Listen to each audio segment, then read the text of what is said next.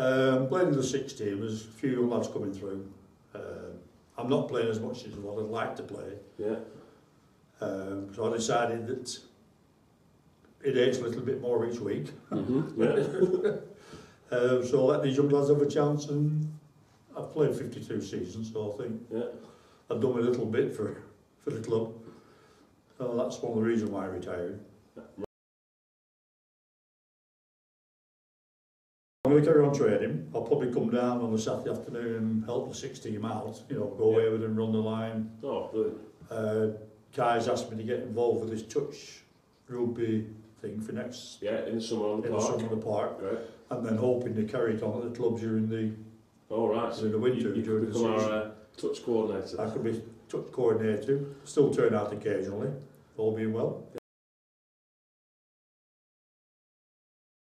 It all started with, when I was doing my apprenticeship at English Electric, two of my oldest friends, or best friends, were Ray and Mick Hill. They both played at the Hoppers, went to Kirkman College too. And I was doing a bit of bodybuilding, playing football, keeping fit. And they said, why don't you come down and play rugby? I said, well, that's a very tough game, that did. Men of my ilk don't play rugby. He said, oh, get yourself down. So I get down, started training and really took to it. Right. Really enjoyed it and trained all summer. And then I used to turn up every week for the 4th team, because in those days we only had 4 teams. So I turned up every week for the 4th team. And lo and behold, one day, because we had no subs in those days, and old Birkenhead Park turned up with only 14 men. And Peter Berry was the captain. They had Peter Berry, George Thompson, can't remember which one. They said, will he play for Birkenhead Park? I said, yeah. So they took me across, introduced me to their captain. He said, what position do you play?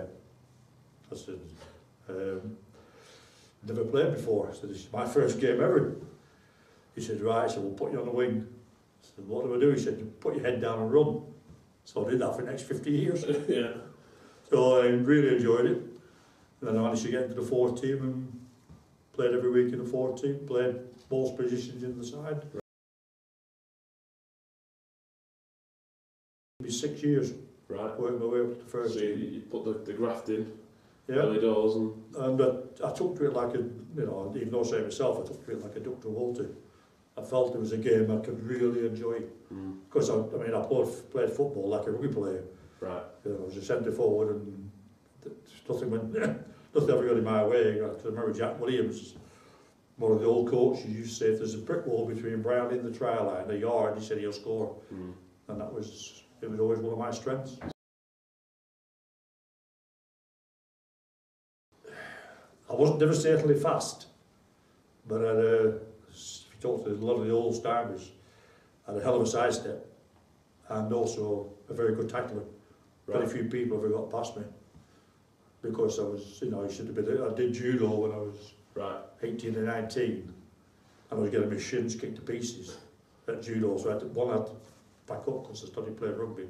So I packed the judo, so I was on the throws, and as I say, it just went from there.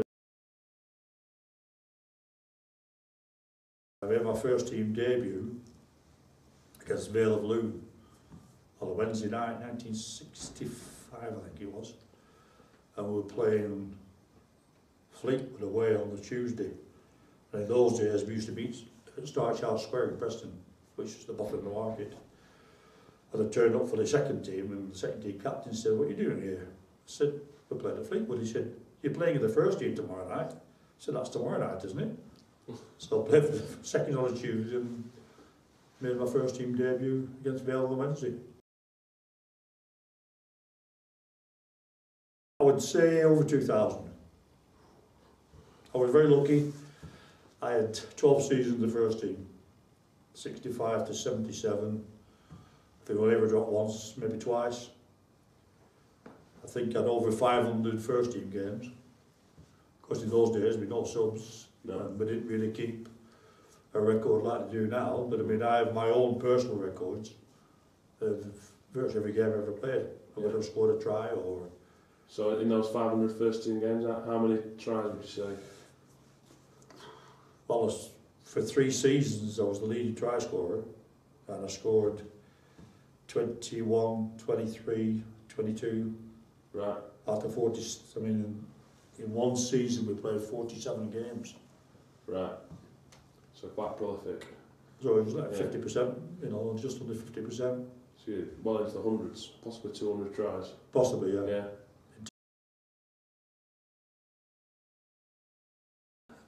I mean, I was very lucky. I started in the 4 team, and it was my lifelong mission to play for the 4 team. And once I got the 4 team and I got the bug, I wanted them to go higher. So I worked my way up from the 4th team to the 1st team, and I came back down through the sides. Right. So I always wanted to, I couldn't have taken up refereeing. Right. I had a bit of poachy term gamekeeper, I think. And I was always an instinctive player. They could never really coach me. Mm. And I thought, well, I'll go back down the sides and, you know, try and help the young lads that are coming up. But then we founded 2 more teams. So we finished up with 6 teams. So I had 6 teams to work my way 7 at one into. stage. And 7 teams, yeah. And of course, I mean, I packed up. I was 2nd team captain for a couple of seasons. Then I came down. And then, of course, the Strollers started. And I was asked to stroll. And I put them off for a year, because of wanting to play for the 3rd and 4th team, and I decided that I must play for the Strollers because they're all Mike's 1st team mates and colleagues. So I started playing for the Strollers, and another career opened up them because we had a hell of a good side, as you know. Yeah. And we went 2 seasons without losing a game when we first started. Because I think out of the 15 players, there were probably 10 that were ex-1st team players. Yeah. So they all knew what they were doing. I mean, it's a lovely little anecdote. We played mid-Cheshire colleges, and we ran out on the pitch, well, trotted out on the pitch, and their captain came across. He said, "Excuse me," he said, "I think there's been a bit of a mistake." He said, "We've looked round, so we've seen you lads." He said, "We'll try and keep the score down." And we said, "Right, fine, fair enough." 21-0 up at half time, we said to their captain, "Is this score low enough for you?" And he held his hand up and he said, "I apologise." He said, "I've never felt so embarrassed in all my life." He said, "I saw a lot of old codgers and thought it's going to be a pasting today." And he actually wrote a lovely letter to the club apologising for his mistake. Yeah. But a lot of people made that mistake, Mm. you know, for the Strollers.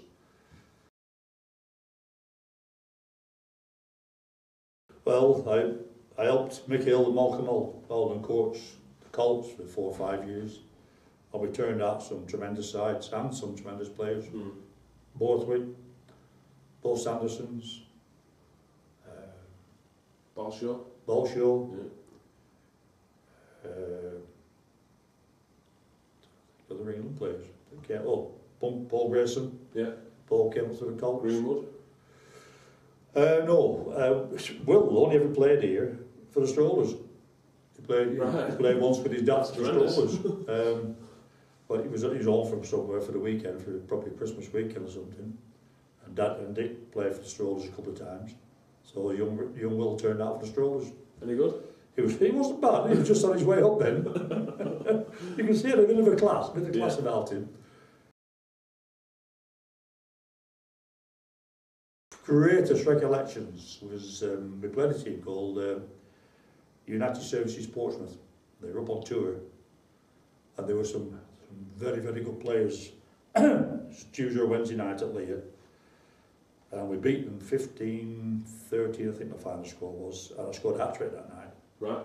And one of those nights I couldn't put a foot wrong. Mm. They kicked off, I caught the ball, went through all their pack and scored on the post. It was just one of those things, you know, you hit purple patches like that.